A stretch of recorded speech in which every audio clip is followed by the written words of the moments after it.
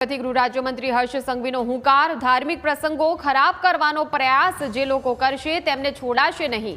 ગુજરાતની શાંતિ ડહોળવાનો પ્રયાસ કરનાર સામે કડક પગલાં સરકાર દ્વારા લેવામાં આવશે। બહિયલમાં નવરાત્રી દરમિયાન બબાલ કરનારા આરોપીનું દબાણ દૂર થયું છે।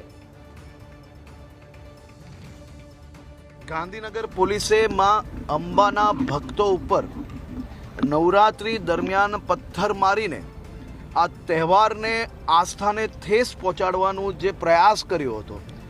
સૂરજની પહેલી કિરણો પહેલાં ઘરના દરવાજાઓ છુપાયેલા લોકોને ઘરના દરવાજાઓ તોડીને આ બધા જ દંગાઈઓને પકડ્યા પછી કડક એક્શન લેવામાં આવ્યા અને એના પછી તેમની સંપૂર્ણ કામગીરી, તેની આવક શું છે, ક્યાંથી આવક થઈ રહી છે અને બધા જ લોકો પાસેથી આ થયેલા નુકસાનનું ભરપાઈ કરાવીને જ શાંતિ મેળવશે।